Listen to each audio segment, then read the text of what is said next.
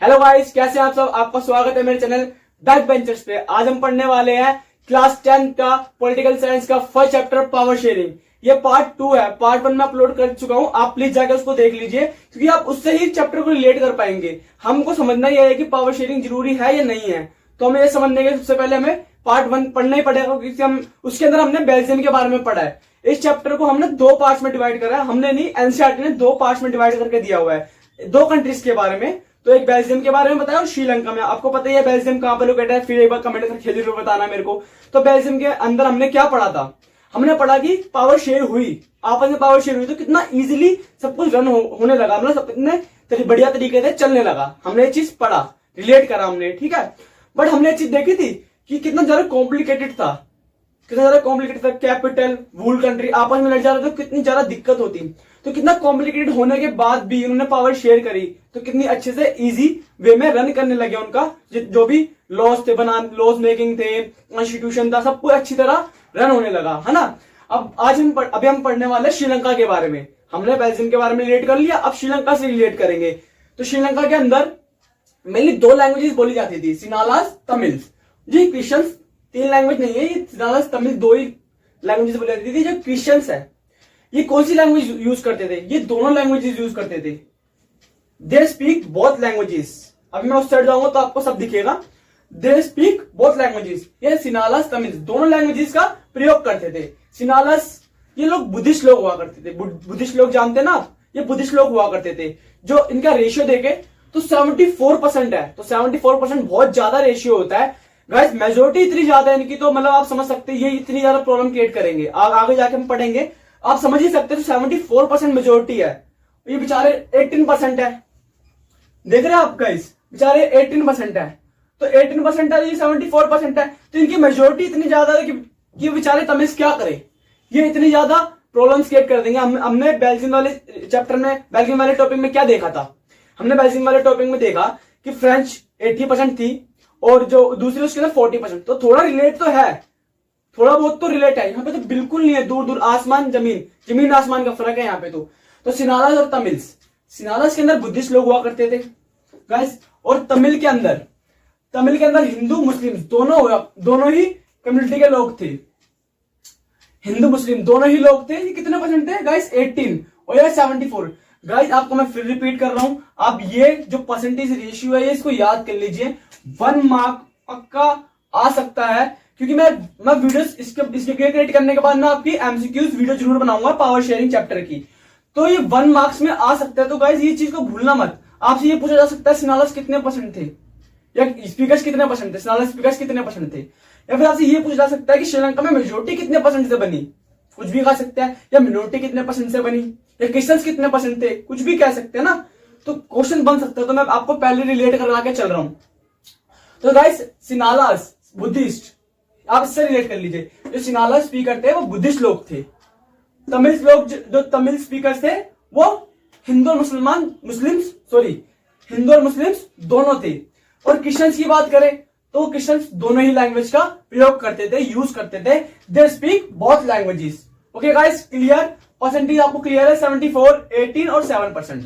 आपको मैं एक चीज और बता दूं, तमिल्स भी 2 तरह के थे। आपसे क्वेश्चन पूछा जा सकता है एग्जाम के, कितने तरह के तमिल थे श्रीलंका के अंदर? तो 2 टाइप्स ऑफ तमिल। कौन कौन से? ओरिजिनल और लोकल। गाइस ओरिजिनल वो जिनका जन्म ही श्रीलंका में हुआ है, जिनकी जन्मभूमि ही श्रीलंका में है, जिनकी जन्मभूमि ही श्रीलंका है, वो ओरिजिनल थे जो पैदा वहीं हुए हैं। और लोकल जो इंडिया से मूव करे हैं श्रीलंका के अंदर, इंडिया से श्रीलंका में गए, वो थे लोकल तमिल्स। तो ये लैंग्वेजेस थी, ये दोनों क्रिश्चियंस दोनों लैंग्वेज का प्रयोग करते थे। तो गाइस आपको मोटा मोटा अभी से समझ आ गया होगा सिनालास कितनी प्रॉब्लम्स क्रिएट करने वाले हैं। तो क्या प्रॉब्लम्स क्रिएट करना, देखो गाइस हमें अंदाजा ही हो गया, एस्टिमेशन हमारे को इतना ज्यादा हो गया कि आगे होने क्या वाला है। क्योंकि सिनालास 74% थे तो राजा राज तो करेंगे ही वो 74%। अब मेजोरिटी इतनी ज्यादा है, अब एक साइड आप 74 लोग खड़े कर दो और एक साइड 18-19 लोग, तो जीतेगा कौन? 74 वाले। वही वाला हिसाब किताब यहाँ पे भी है। तो 74%। तो गाइस प्लीज आप मुझे सपोर्ट करें, please subscribe my channel, please press bell icon.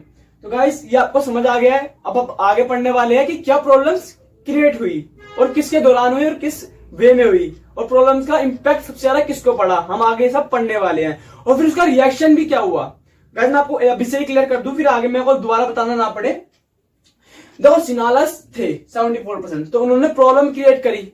अब प्रॉब्लम क्रिएट करी, उससे इम्पैक्ट किसको पड़ेगा वो पढ़ेंगे, और इम्पैक्ट पड़ा तो उनके रिएक्शन क्या होंगे हम वो भी पढ़ेंगे। तो गाइस अभी जैसे हमने देखा फार्मर्स वाला चल रहा था, तो मैं एक एग्जांपल ले रहा हूं। जो फार्मर्स वाला चल रहा था तो फार्मर बिल्स था जो वो पास नहीं करा, ठीक है, तो उससे इम्पैक्ट किसको पड़ा, फार्मर्स को। फिर फार्मर्स ने क्या रिएक्शन दिया, आप लोग न्यूज देखते हैं आपने देखा है, तो उसी से रिलेट कर लीजिए आप इसको। सिनालस थे, उन्होंने प्रॉब्लम्स क्रिएट करी, प्रॉब्लम क्रिएट करने के बाद क्या हुआ, तमिल से उनको इम्पैक्ट पड़ा, उन्होंने क्या रिएक्शन दिया हम वो आगे सब पढ़ने वाले हैं। तो गाइस ये जो मैंने फार्मर बिल वाला ये खाली रिलेट करा है, इसको गलत वे में बिल्कुल ना ले जाए। तो गाइस चलो आगे पढ़। गाइस जैसे हमने बेल्जियम वाले टॉपिक के अंदर पढ़ा कि पावर शेयर हुई, तो पावर शेयर होने से कितना एडवांटेजेस हुआ, उनको कितना फायदा हुआ। अब हम श्रीलंका के बारे में मैंने आपको बता दिया था, 3 लैंग्वेजेस है, सिनालास, तमिल और क्रिश्चियन। तो क्रिश्चियन 7% है, 74%, सीधा सिनालास 74%। आपने बेल्जियम वाले चैप्टर में देखा, चलो ठीक है थोड़ा बहुत ऊपर नीचे था ना, ऊपर नीचे हाँ लड़ने के बराबर थे थोड़े से ना, बट यहाँ पर तो बिल्कुल भी चांसेस नहीं है कि हाँ भाई कोई बराबरी भी कर पाए। 74% सिनालास है, तो मतलब मेजोरिटी इतनी ज्यादा है कि सब कुछ उनकी ही चलेगी।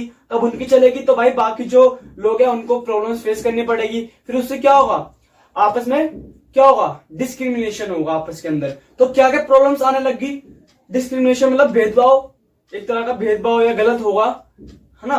तो प्रॉब्लम्स कैसे आई और किस वजह से आई और किस through I. In 1956, Act was passed by government which made Sinhala the official language of Sri Lanka. तो गाइस 1956 के अंदर एक एक्ट पास करा गया था।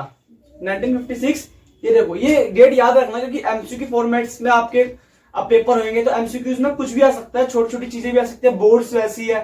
तो 1956 ये डेट जरूर याद रखना है। 1956 इसमें एक एक्ट पास किया गया था गवर्नमेंट के थ्रू। वो क्या एक्ट था, उसके अंदर जो सिनालाज है उनको, जो सिनालाज है उसको ऑफिशियल लैंग्वेज बना दिया गया था, श्रीलंका की ऑफिशियल लैंग्वेज, ठीक है गाइस। तो आपको पता है हमारी इंडिया की भी कोई नेशनल लैंग्वेज नहीं है, बट ऑफिशियल लैंग्वेज है। क्या ऑफिशियल लैंग्वेज है वो आप मुझे कमेंट करके बताना। तो ये सबसे बड़ी प्रॉब्लम बन गई थी, गवर्नमेंट ही साथ होगी बिल्कुल तो बाकी लोगों पे ध्यान तो जाएगा ही नहीं, है ना, तो बाकी लोगों का डिस्क्रिमिनेशन बहुत ज्यादा होगा। तो 1956 के अंदर जो सिनालाज है उनको ऑफिशियल लैंग्वेज घोषित कर दिया था, चलो जी आप ऑफिशियल लैंग्वेज हो, ठीक है। तो ये सबसे बड़ी प्रॉब्लम आ गई। दूसरी, अब जब गवर्नमेंट ने ऑफिशियल कर दिया उन्हें तो गवर्नमेंट फेवर भी करेगी, गवर्नमेंट फेवर्ड सिनालाज, साफ बात है गवर्नमेंट फेवर भी करेगी उनको, क्योंकि उनको ऑफिशियल लैंग्वेज जब बोल दिया, इतनी बड़ी चीज कर दी तो फेवर तो करेगी। उसी तरह new constitution stated that government shell protest, new constitution stated that government shell protest. तो हुआ क्या, अब उन्होंने फायदा भी उठाया सिनालाज ने। अब जब उनको गवर्नमेंट ही इतना फेवर कर रही है तो वो फायदा उठाएंगे। उन्होंने क्या फायदा उठाया, कॉन्स्टिट्यूशन के अंदर अपने हिसाब से कुछ भी लो डाल दे रहे हैं। जैसे मैंने आपको पहले बताया था कि आपस में जब पावर शेयर होती है तो सबको लेके चलते हैं आपस में हम, तो आपस में एक दूसरे से हम कनेक्शन बनाते हैं कि ये लोग आपसे कुछ डिसबेनिफिट तो नहीं होगा, आपको कुछ डिसएडवांटेजेस तो नहीं होंगे, इससे आपको बेनिफिट भी हो, इसमें ये चीज हम देखते हैं। तो कॉन्स्टिट्यूशन के अंदर उन्होंने इतने चेंज कर दिए थे कि सारा कॉन्स्टिट्यूशन उन्होंने अपने हाथ में कर लिया। तो गाइस 3 पॉइंटों को याद करने का सबसे बेस्ट तरीका है आप खाली 3 वर्ड्स को याद रखें। ऑफिशियल लैंग्वेज पहला, जो मैंने आपको देखो शैडो कर दिया है क्लाउड से ना, क्लाउडी शैडो कर दिया है मैंने, तो ऑफिशियल लैंग्वेज पहली चीज याद रखें।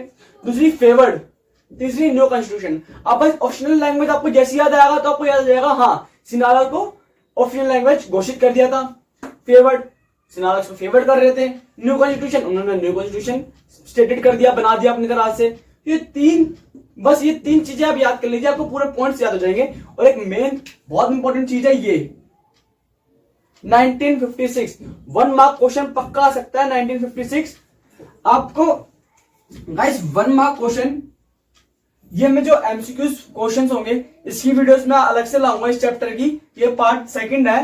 तो ये पार्ट खत्म होने के बाद मैं एमसीक्यूज आपके क्वेश्चंस कुछ लेकर आऊंगा जो आपको एग्जाम में हेल्प करेंगे। तो गाइस अब आगे बढ़ते हैं। क्या फिर उनको इम्पैक्ट क्या हुए, इम्पैक्ट भी तो पढ़े होंगे। सिनालास को इतना सब कुछ मिला है ना, प्रॉब्लम्स सारी क्रिएट कर दी इन लोगों ने, सिनालस नई गवर्नमेंट ने सारी प्रॉब्लम्स क्रिएट कर दी क्रिश्चियंस के लिए, तमिल्स के लिए। तो इनसे इंपैक्ट क्या हुआ तमिल्स को, क्रिश्चियंस को, है ना। तो वो हम आगे पढ़ते हैं अब।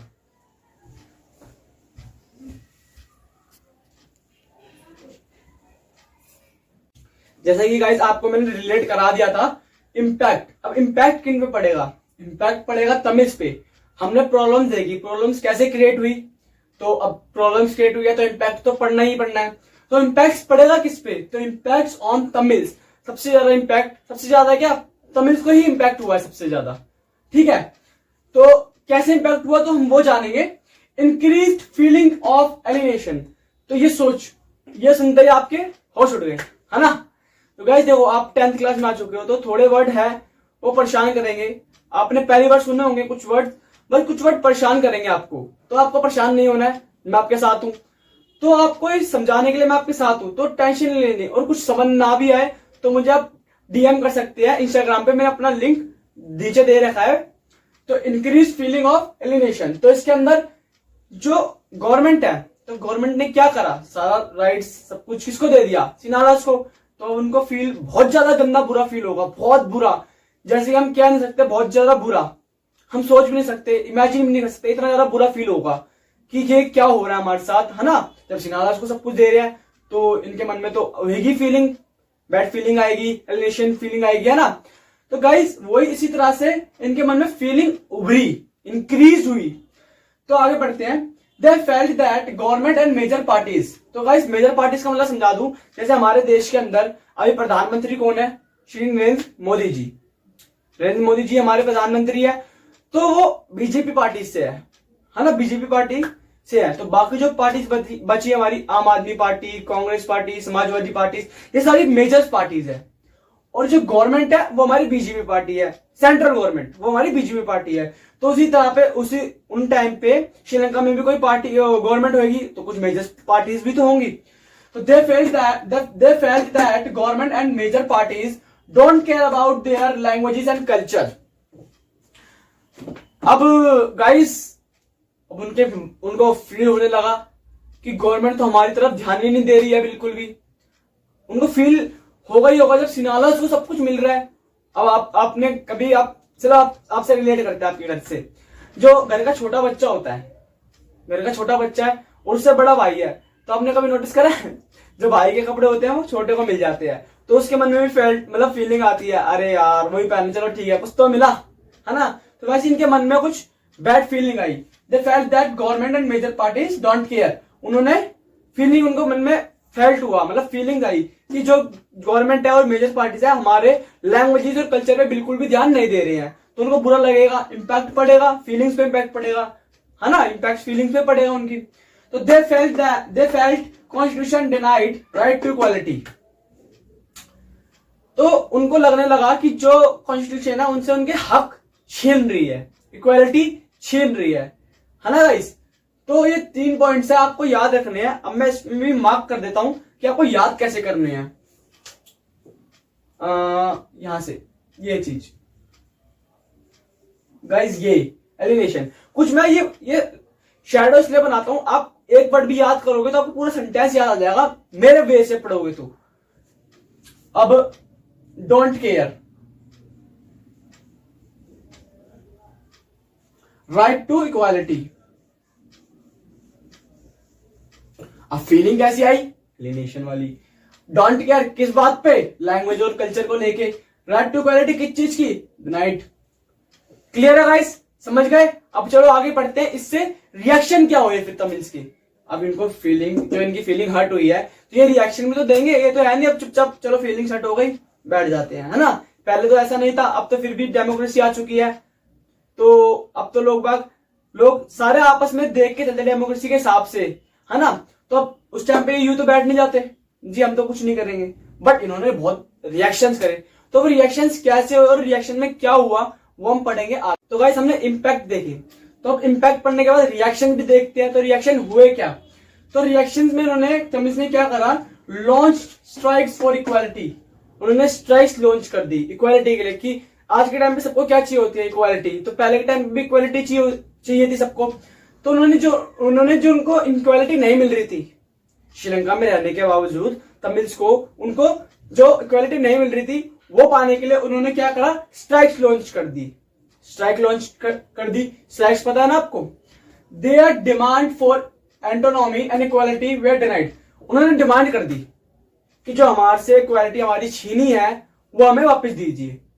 ठीक है गाइस, दोनों पॉइंट समझ आ गए। उन्होंने स्ट्राइक लॉन्च कर दी इक्वालिटी के लिए और डिमांड रख दी हमारे को हमारे राइट्स और इक्वालिटी हमारे को वापस चाहिए हमारे को, वरना हमारे को एक सेपरेट कंट्री दे दो।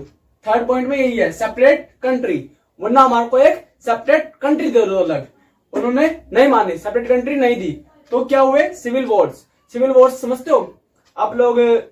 कभी आपने देखा है कि कोई यूनिफॉर्म होता है, कोई कहता है यूनिफॉर्म है, कोई कहता नहीं सिविल है, सिविल यूनिफॉर्म है, मतलब घर की यूनिफॉर्म। तो उसी तरह की श्रीलंका है, श्रीलंका आपस में एक अपना घर है, सिविल है एक, है ना, आपस में सारे लोग अपन में सिविल है। तो सिविल वॉर होने लग गई, आपस में लड़ाई दंगे होने लग गए, झगड़ा होने लग गए, लोग मरने लग गए। फिर उससे रिजल्ट क्या आया, ये सब पॉइंट आपने देखे कि स्ट्राइक लॉन्च कर दी, डिमांड्स रख दी, ठीक है, सेपरेट कंट्री की भी डिमांड रख दी, सिविल वॉर्स भी हो गए, है ना। तो सिविल वॉर्स होने के बाद रिजल्ट क्या आया, कुछ रिजल्ट तो आया होगा, इतना सब करा इन लोगों ने, कुछ रिजल्ट तो आया। जैसे कि अभी न्यूज आई है कि जो फार्म बिल वाला मैंने आपको रिलेट कराया था, तो फार्म बिल जो प्रधानमंत्री मोदी जी ने वापस ले लिया है, वो रिजल्ट ही तो है। जो फार्मर्स ने क्या किया था, वो रिएक्शन था, फार्मर्स जो कर रहे थे वो उनका रिएक्शन था। बट रिजल्ट क्या मिला उसका कि प्रधानमंत्री मोदी जी ने वो फार्म बिल वापस ले लिया, तो वो रिजल्ट मिला। ऐसे इनका क्या रिजल्ट मिला इनको, तो हम वो पढ़ते हैं क्या रिजल्ट मिला। सिविल वॉर होने के बाद जो रिजल्ट आया वो बहुत खतरनाक, बहुत गंदा रिजल्ट आया, क्योंकि बहुत ज्यादा नुकसान हो चुका था कंट्री में, बहुत ही ज्यादा नुकसान हो चुका था। तो डेफिनेशन से समझते हैं। Civil war caused social economical and cultural life of country. Civil war की वजह से सोशल, इकोनॉमिकल और कल्चरल लाइफ खराब हो गई। सोशली आप बातचीत करते हैं सोशली सबसे, है ना, सोशली जितनी भी चीजें सोशली हो रही है, बिजनेस कर रहे हैं तो सोशली है, बिहेव अच्छा होना चाहिए, उसके बाद आगे की जो बिजनेस बढ़ता है। इकोनॉमिकल, फार्मर्स होंगे उसके अंदर कुछ मर गए होंगे फार्मर्स, तो फार्मर्स की वजह से फूड का शॉर्टेज हुआ होगा, जिससे फिर सप्लाई आगे कम होगी। इकोनॉमिकल, बहुत ज्यादा इकोनॉमिकल दिक्कत हुई होगी। कल्चरल भी हुई होगी, कल्चरल, अब लड़ाई दंगे हो गया तो कल्चरल तो होगी। लड़ाई दंगों के अंदर आपने देखा, वॉर्स के अंदर कुछ पेड़ कट जाते हैं, समझ रहे हैं आप सब, तो कल्चरल भी होगी। तो सिविल वॉर्स की वजह से ये 3 प्रॉब्लम्स कंट्री के अंदर देखी गई। तो ये इम्पैक्ट की वजह से रिएक्शन हुआ, जो रिएक्शन से रिजल्ट निकला वो ये था। तो गाइस समझ गए आप? तो फिर भी इन लोगों ने क्या करा, नहीं करा, पावर शेयर नहीं करा, तो देखा आप लोगों ने कितना डिसएडवांटेज हुआ, कितना ज्यादा डिसएडवांटेज। रिलेट कर लो, शक्ल देख लो, ये कितना ज्यादा डिसएडवांटेजेस हुआ। अगर ये पावर को शेयर कर लेते तो इतने डिसएडवांटेजेस होते ही नहीं, इतना नुकसान होता ही नहीं, है ना गाइस। तो आपने रिलेट कर लिया होगा शायद चैप्टर को कि पावर शेयर किया तो कितना एडवांटेज हुआ, और पावर शेयर नहीं किया तो कितना डिसएडवांटेज हुआ। तो गाइस आप समझ चुके हो चैप्टर के बारे में रिलेट करके देखो। आपने जो बेल्जियम वाले टॉपिक में पढ़ा कि पावर शेयर हुआ, तो वहां पे एडवांटेजेस कितने बढ़िया तरीके से कितने बढ़िया वे से रन किया उनका जो भी आगे की लाइफ है। बट यहाँ तो डिस्ट्रॉय हो गया सब कुछ। डिस्ट्रॉय क्यों हुआ? क्योंकि इन्होंने पावर शेयर नहीं करी। तो गाइस चलो आगे बढ़ते हैं पोटेंशियल के बारे में, क्या होता है टाइप्स ऑफ पावर शेयरिंग। तो गाइस अभी हमने समझा श्रीलंका के बारे में, उससे पहले हमने समझा था बेल्जियम के बारे में। तो हमने समझ लिया पावर शेयर करने से क्या होगा, पावर शेयर करने से क्या नहीं होगा। तो ये चैप्टर यही रिलेट कराने के लिए था कि पावर शेयर करने से क्या होगा और नहीं करने से क्या होगा। तो potential, reason of power sharing, अभी इतना सब आपने पढ़ा तो आपको पता चल ही गया होगा कि क्या रीजन है पावर शेयरिंग का। तो ये पॉइंट आप भी कर सकते थे, मैं आपको ये होमवर्क दे सकता था, बट मैंने होमवर्क नहीं दिया क्योंकि एग्जाम बहुत नियर है, आप लोग क्लास में पढ़े।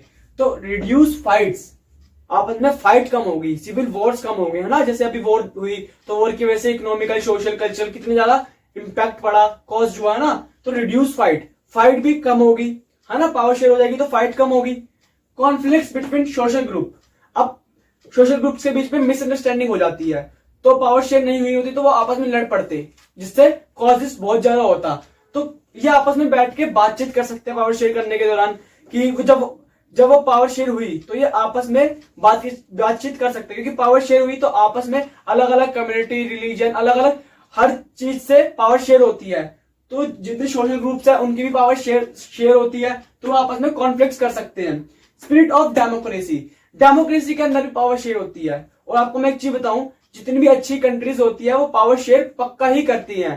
ठीक है, तो गाइस, तो ये होता है potential reason of power sharing. तो आगे पढ़ेंगे हम टाइप्स ऑफ पावर शेयरिंग, ये लास्ट टॉपिक है, टाइप्स ऑफ पावर शेयरिंग, है ना।